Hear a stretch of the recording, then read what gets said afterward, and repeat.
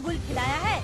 इतनी छूट नहीं देनी चाहिए थी भैया आपको। कितनी बार हमने आपसे बताया था। अब पता नहीं किसने ये तस्वीर बनाई है। इसका मतलब ये बहुत दूर तक चली गई है।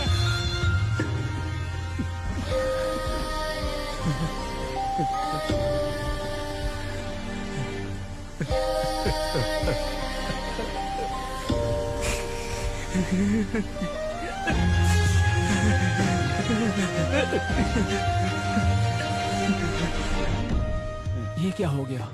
उस बच्चे ने बनाया था, ये कोई नहीं जानता था। हाँ, बहुत दिनों बाद ये बात पता चली थी।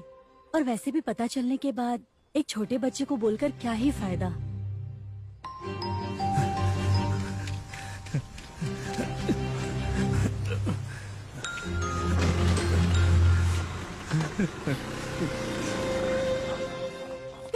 घर पर बैठो कितनी बार कहा था, लेकिन तुमने मेरी एक बात नहीं सुनी।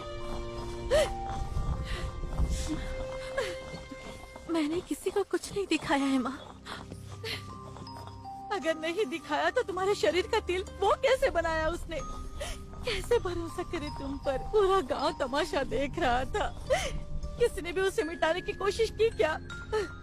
अगर यही उनके घर की बेटी होती तो ऐसा करते क्या? हाँ?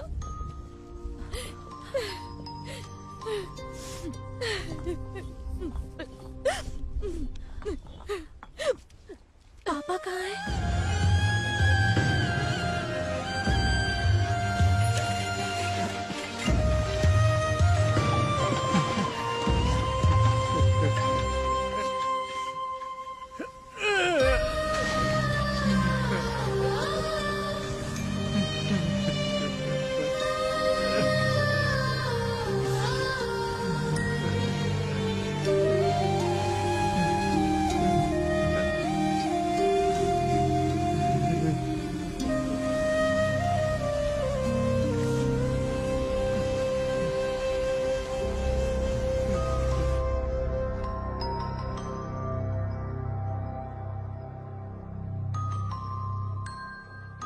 अब तक जो घर में एक मिनट भी नहीं टिकती थी वो शिल्पा, कुछ दिनों तक गली का चेहरा देखे बिना ही घर में बैठी रही। गांव वाले भी चौक पर बैठकर तरह तरह की बातें करने लग गए।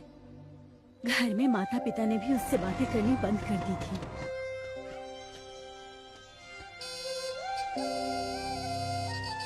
रोज हॉर्न मार मार कर थक गया और फिर चला गया नवीन। कुछ दिनों के बाद हॉर्न की आवाज सुनाई देनी बंद हो गई। पता नहीं क्या हो गया, पर नवीन फिर कभी नहीं दिखा।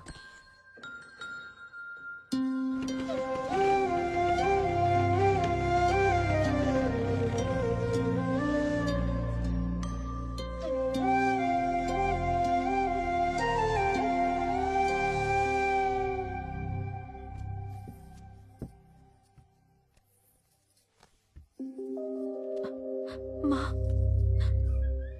और कितने दिनों तक मुझसे बात के बिना रहोगी?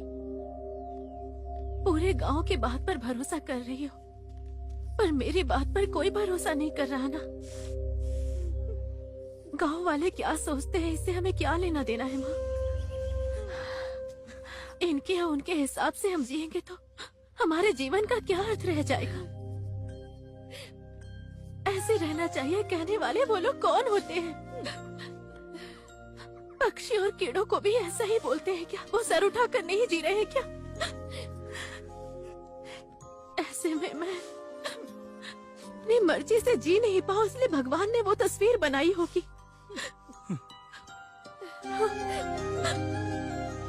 गांव नहीं बदलेगा और मैं भी नहीं बदलूंगी, तो मैं तुम सबके बदलने तक मैं ऐसे ही रोते बैठूं क्या? यही चाहती हो ना?